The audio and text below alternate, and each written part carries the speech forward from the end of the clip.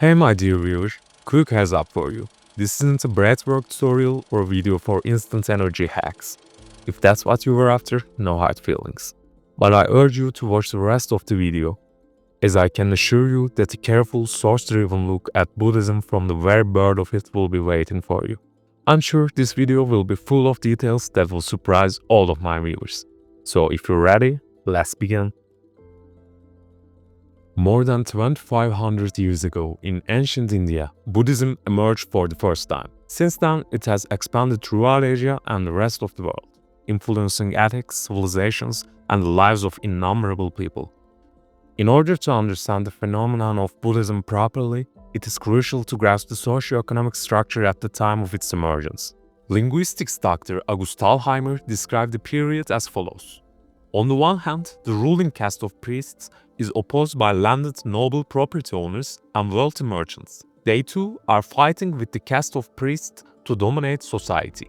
On the other hand, a caste of free people, slaves, and serfs with little or no property developed. These profound social transformations after the primitive period set the stage for a spiritual and religious crisis. As a new, reformed, popular religion, Buddhism emerged in the opposition to the ancient Brahmins, who lived off the backs of the broad masses. Buddhism, as it can be seen, was born among a section of educated and financially stable merchants at a time when the old order was in crisis. As Thalheimer also mentioned, the caste system, which is called Varna in the Sanskrit, which means color in modern English, was firstly used in order to differentiate pale-skinned Aryan conquerors from the more darkly-skinned natives, and in time it transformed to define the system which determines people's profession from their birth. This shows us that ancient India had a culture in which fluidity between classes were near to impossible. Thalheimer also argues that Buddhism was an uprising against the caste system in macro scale and against the priestly caste in the micro scale, but it was a religious uprising nonetheless. Considering all of this, it can be said that Buddhism first emerged as a result of the struggle waged by the newly emerging merchant class to establish a place for themselves in a rigid caste hierarchy that prohibited mobility between classes. Maybe the most important thing one should examine to understand Buddhism is, of course, its founder. Contrary to what most people think, Buddha is not a name but a title. Buddha means the one who is enlightened, one who has grasped the truth. Buddhists think the number of Buddhas are infinite, and they call the historical founder of Buddhism Gautama Buddha. Just by this information alone, Buddhism can be said to be sharply different from the systematic Abrahamic religions we are used to. Contrary to the Abrahamic religions, the founder is not the sole transmitter of truth, but only one of countless beings who have managed to reach the truth.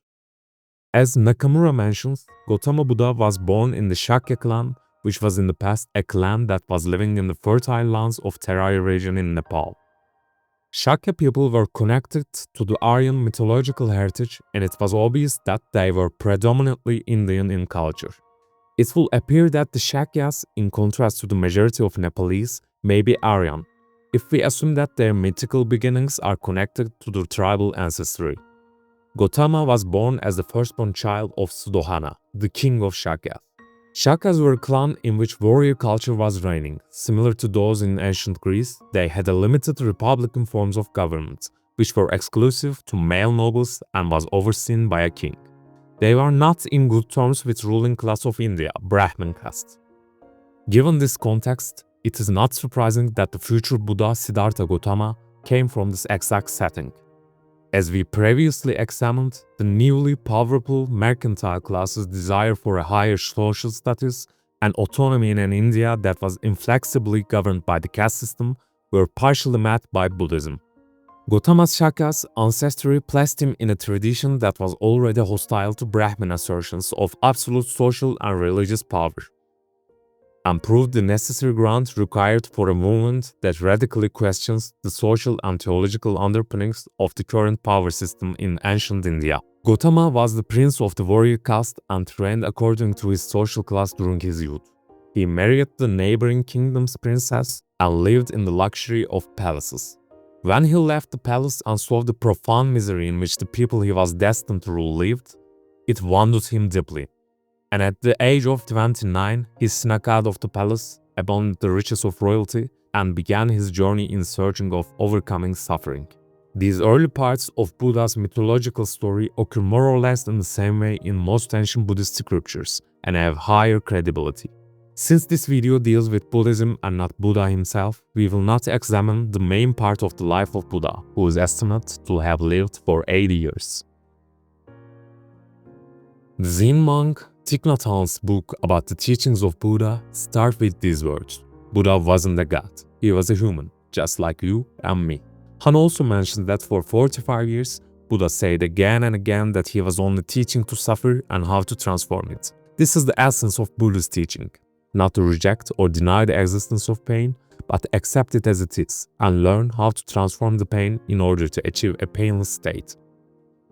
Gautama's teachings are instructions on how to achieve this. It is one path of achieving that state among countless other paths. Buddha demonstrates this in these words: My teaching is the finger pointing towards the moon. Do not confuse the finger with the moon.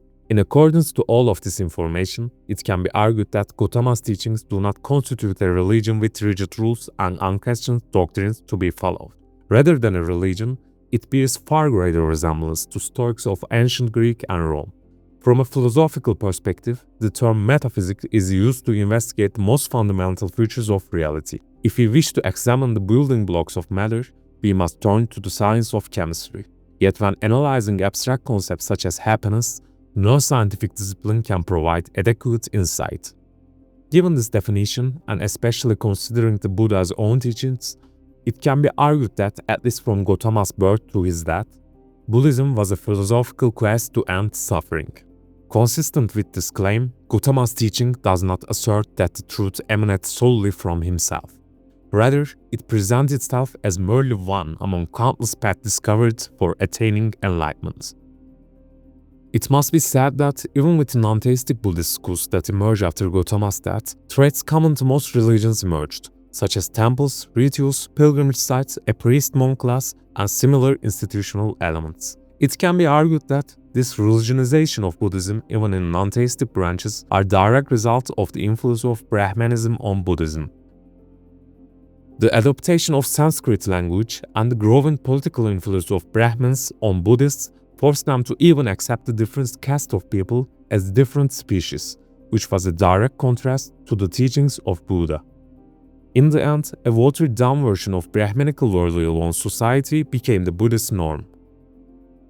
After this adoption of Sanskrit, we observe that even the yoga practice emerged in Buddhist texts as a Buddhist religious practice, while before the adoption of Sanskrit, Buddhists did not think themselves as practitioners of yoga, and it was only known as a Brahmanist ritual.